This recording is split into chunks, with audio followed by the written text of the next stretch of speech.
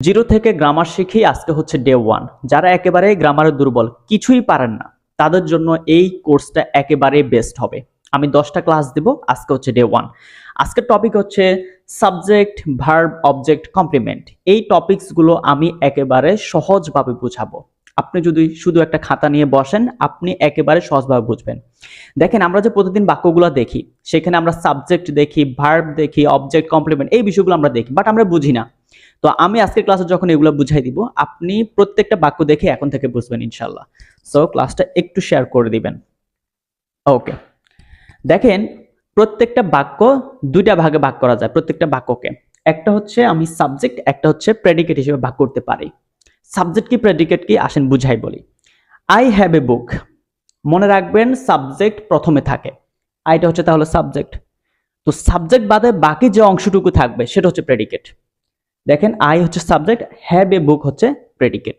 এতটুকু বুঝেছেন আপনি? আচ্ছা, আরো বিষয় বুঝতে হবে। সাবজেক্ট মূলত নাউন বা প্রোনাউন থেকে হয়ে থাকে। আচ্ছা, নাউন কি প্রোনাউন কি বলেন তো? নাউন হচ্ছে পৃথিবীর যত কিছু নাম আছে সবগুলাকে নাউন বলে। আর প্রোনাউন হচ্ছে নামের পরিবর্তে আমি যা ইউজ করি। যেমন আমার নাম ইফতেখার, আমাকে কেউ যদি সে বা তিনি বলে তাহলে হচ্ছে কি হি বলবে। ঠিক একই রকম, যেমন আই হ্যাভ এ বুক, এখানে আমার পরিবর্তে আমার নাম না বলে আই ইউজ করছি। আই হ্যাভ এ বুক, আমার একটা বই আছে। আইটা হচ্ছে প্রোনাউন এবং এই বাক্যের সাবজেক্ট। আর হ্যাভ হচ্ছে ভার্ব এবং হ্যাভ এ বুক হচ্ছে প্রেডিকেট। প্রেডিকেট কি কি থেকে হয়? সাধারণত ভার্ব, অ্যাডজেক্টিভ, অ্যাডভার্ব, প্রিপোজিশন এগুলা থেকে হয়ে থাকবে। মানে সাবজেক্টের পরবর্তী অংশটা হচ্ছে প্রেডিকেট। ওকে, এই বিষয়টা বোঝা গেছে? ঠিক আছে, এখন তাহলে নেক্সটে যাচ্ছি। তো একটা বাক্যে প্রথমে যে আমি যে সাবজেক্ট ইউজ করি সেটা সম্পর্কে আমাকে ধারণা নিতে হবে। সাবজেক্ট হচ্ছে বাক্যের প্রথমে থাকবে। সাধারণ বাক্যগুলোতে সাবজেক্ট প্রথমে থাকবে। কিছু বিশেষ বিশেষ বাক্য আছে যেগুলো হচ্ছে পরে বা শেষে থাকবে, মাঝখানে থাকবে, সেটা আমি আলোচনা করব। তো আজকে ক্লাসে শিখে নেন, সাবজেক্ট হচ্ছে বাক্যের কোথায় থাকবে? প্রথমে থাকবে। আপনি এটা লিখে রাখেন। হি সিংস এ সং। এই হিটা হলো এখানে সাবজেক্ট। হিটা কি? সাবজেক্ট। দেখেন, তার নাম কিন্তু বলে নাই, হি ইউজ করছে। সো এই হিটা হচ্ছে সাবজেক্ট, সিংস হচ্ছে ভার্ব, এ সং হচ্ছে এক্সটেনশন। তো দেখেন, বাক্যে প্রথমে কিন্তু সাবজেক্ট আছে। প্রশ্ন করার জন্য বাক্যের প্রথমে কিন্তু থাকে না, সেটা আমি অন্য ক্লাসে বলবো। Honesty is the best policy. এই অনেস্টি একটা সততা, একটা কি নাউন, নাম, এবং সেটা হচ্ছে অ্যাবস্ট্রাক্ট নাউন। এখন নাউনের কোন প্রকারের ভিতরে সেটা হচ্ছে অ্যাবস্ট্রাক্ট নাউন, সেটা আজকের ক্লাসে না। আপনি শিখে নেন যে অনেস্টি হচ্ছে একটা সাবজেক্ট, যেটা হচ্ছে একটা নাম। হিটা হচ্ছে প্রোনাউন এবং সেই বাক্যে সাবজেক্ট। তার মানে কি শিখলেন? সাবজেক্ট বাক্যের প্রথমে থাকে। দে আর প্লেইং ফুটবল, এখানে দেটা হচ্ছে আমার সাবজেক্ট, আরটা হচ্ছে অক্সিলারি ভার্ব, প্লে এর সাথে আইনি যুক্ত হয়ে অক্সিলারি ভার্ব যখন থাকে তখন ভার্বের সাথে আইনি যুক্ত হয়। সবই শিখাবো, সব শিখবেন। তার মানে এই ছোট্ট টপিক থেকে কি শিখলেন? সাবজেক্ট থাকে বাক্যের প্রথমে, সে কি কি থেকে হয় বলেন? নাউন থেকে হয়, প্রোনাউন থেকে হয় এবং ফ্রেজ থেকেও কিন্তু হয়। ফ্রেজের কথা আজকে না, আজকে হচ্ছে নাউন এবং প্রোনাউন থেকে হয়, এটা শিখে নেন। ওকে, তার মানে সাবজেক্ট আপনি শিখে গেলেন, বাক্যের প্রথমে থাকে, নাউন প্রোনাউন থেকে হয়। খুবই গুরুত্বপূর্ণ, ভার্ব। ভার্ব ছাড়া কিন্তু বাক্য হবে না। ভার্ব হচ্ছে, আচ্ছা ভার্বের অবস্থানটা আগে বলি। ভার্বের অবস্থান হচ্ছে সাবজেক্টের পরে বা আগে। পরে বা আগে এই দুই জায়গায় সে বসবে। মানে সাবজেক্ট যেখানে, ভার্ব কিন্তু সেখানে থাকবে। মানে সাবজেক্টের পাশাপাশি কখনো ভার্বের আগে বসবে, কখনো পরে বসবে, সেটা অন্যান্য ক্লাসে বলবো।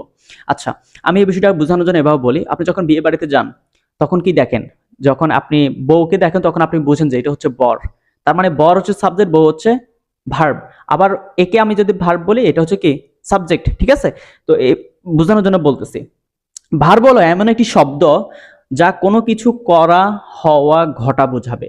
ভার্ব দ্বারা কোনো কিছু কাজ বোঝাবে, একদম সহজে বুঝে নেন। আসেন, হি রানস ফাস্ট। এখানে রানটা হচ্ছে কি তার দৌড়ানোকে বোঝাচ্ছে। তো রান হচ্ছে মূলত ভার্ব। তার মানে আপনি একটু আগে শিখছেন, হিটা হচ্ছে কি সাবজেক্ট, রানটা হচ্ছে ভার্ব। দেখছেন, আপনি কিন্তু পারতেছেন এখন সাবজেক্ট ভার্ব। ঠিক আছে, এটার কথা পরে আসতেছে, এটা হচ্ছে একটা অ্যাডভার্ব। ওকে, দে আর হ্যাপি, এখানে দেটা হচ্ছে সাবজেক্ট, আপনি একটু আগে শিখেছেন। তার মানে কি সাবজেক্টের পরে কে থাকবে বলেন? সাবজেক্টের পরে ভার্ব থাকবে। পারবেন আপনি? সাবজেক্টের পরে কে থাকবে? ভার্ব থাকবে। ওকে, ভার্ব যেখানে, সাবজেক্ট কিন্তু সেখানে একদম আশেপাশে থাকবে। ঠিক আছে, বড় বড় সাবজেক্টগুলো যখন সলভ করবেন তখন আস্তে আস্তে সবকিছু বুঝে যাবেন। শি ইটস রাইস, সেটা হচ্ছে কে সাবজেক্ট। ইটের সাথে অ্যাশ কেন যুক্ত হয়েছে সেটাও এখন বলে দিই।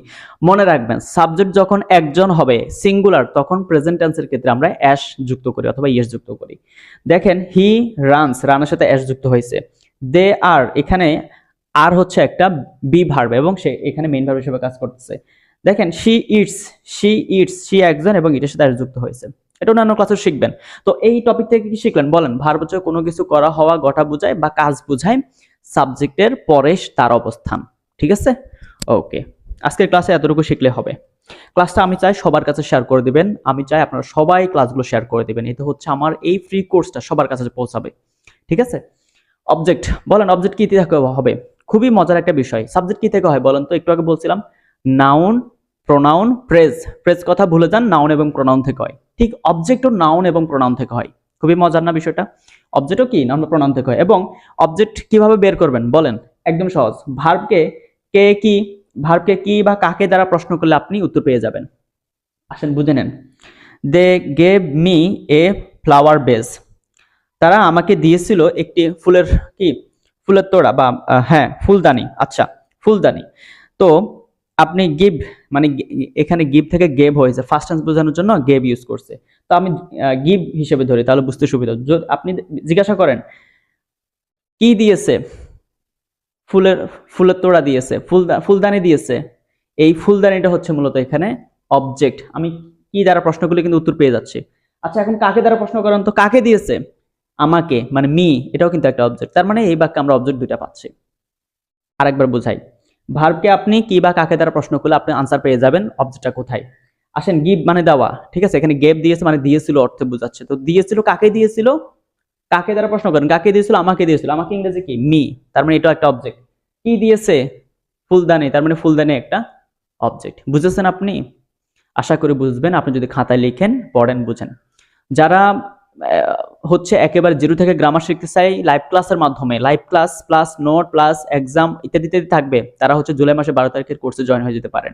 কোর্সের বিস্তারিত জানার জন্য, কিভাবে ক্লাস করবেন, কখন কি, ফি কি, সবকিছু জানার জন্য শুধু হোয়াটসঅ্যাপে নক দিলে হবে। আচ্ছা, তো অবজেক্ট বুঝেছেন আপনি? অবজেক্ট হচ্ছে কি বাক্যের শেষে থাকবে এবং দুটাও থাকতে পারে। আচ্ছা, কমপ্লিমেন্ট কি জানেন? কমপ্লিমেন্ট হচ্ছে একটা মজার বিষয়। কমপ্লিমেন্ট এবং অবজেক্ট এই বিষয়টা বোঝানোর জন্য আমি এভাবে বলি, ভার্বের সাথে যার সম্পর্ক সেটা হচ্ছে অবজেক্ট, আর সাবজেক্টের সাথে যার সম্পর্ক সেটা হচ্ছে কমপ্লিমেন্ট। এত কঠিন বোঝার দরকার নেই। এখানে আসেন, আই অ্যাম হ্যাপি। এই আই এবং হ্যাপিকে আলাদা করেন, আই হ্যাপি। দেখেন অর্থ কিন্তু একটা সুন্দর, একটা ছোট্ট একটা অর্থ হয়, যদিও এটা পূর্ণাঙ্গ না। আই হ্যাপি, আমি কি খুশি, আমি খুশি, আই হ্যাপি। দেখেন সাবজেক্টের সাথে মিলতেছে, যেটা সাবজেক্টের সাথে মিলবে সেটা হচ্ছে কমপ্লিমেন্ট, পরিপূরক। কথা কি বুঝছেন? আসেন আরো দেখেন, দে আর হেল্পলেস। দে হেল্পলেস, আলাদা করেন, দে হেল্পলেস। তারা কি? তারা অসহায়। দে হেল্পলেস, অর্থ মিলে না। তার মানে কি এই হেল্পলেসটা হচ্ছে কমপ্লিমেন্ট, এখানে সে অবজেক্ট না। আসেন অবজেক্টটা বুঝাই দিই, তাহলে এলোমেলো হতে পারে। আবার বলি, দেখেন অবজেক্ট হচ্ছে ভার্বের সাথে সম্পর্ক। আপনি দে কে প্রশ্ন করলে কিন্তু আনসার পাবেন না, দে কে আলাদা করলে কিন্তু আপনি উত্তরটা পাবেন না। দে ফ্লাওয়ার, দে মি, আনসার হবে আলাদা করলে উত্তর হয়, মানে অর্থটা মিলে না। আপনি ভার্বকে প্রশ্ন করেন গিভ, কাকে দিয়েছে? মি, এবং কি দিয়েছে? ফ্লাওয়ার। দেখছেন ভার্ব দ্বারা প্রশ্ন করলে যে আনসারটা পায় সেটা হচ্ছে অবজেক্ট। আপনি খাতায় এভাবে লিখবেন, ভার্বের সাথে যার সম্পর্ক সেটা হচ্ছে অবজেক্ট, সাবজেক্টের সাথে যার সম্পর্ক সেটা হচ্ছে কমপ্লিমেন্ট। কথা কি বুঝছেন? দেখেন আই হ্যাপি, কে হ্যাপি? আমি। আই হ্যাপি আলাদা করেন, উত্তর পেয়ে যাচ্ছেন। ওকে, শেষ কিন্তু। একেবারে শর্টকাটে বুঝাবো, প্রত্যেকটা ক্লাস মনোযোগ সহকারে দেখবেন, শেয়ার করবেন। যারা হচ্ছে জিরো থেকে গ্রামার লাইভ ক্লাসের মাধ্যমে নোট, পরীক্ষা ইত্যাদি বিষয় জানতে চান, শিখতে চান, তারা হচ্ছে জুলাইয়ের 12 তারিখের কোর্সে ভর্তি হতে পারেন। ফ্রেশ ভাবে বুঝাবো। আমি এত কঠিন বিষয় বুঝি না, আমি শর্টকাটে সহজভাবে বুঝাই। এভরিথিং যা যা আমি শিখেছি আজকে 10-15 বছরে সবকিছু আপনাকে শেখাবো। আমি হচ্ছে ইফতেখার আহমেদ খালেদ, আমি পড়াশোনা করতেছি নোয়াখালী বিজ্ঞান ও প্রযুক্তি বিশ্ববিদ্যালয়। ক্লাসটি যদি ভালো লাগে আপনি অবশ্যই শেয়ার করে দিবেন। Thank you so much. এবং আমি আপডেট দিয়ে দিব যে সেকেন্ড ক্লাসটা কখন আসবে। ওকে, আল্লাহ হাফেজ।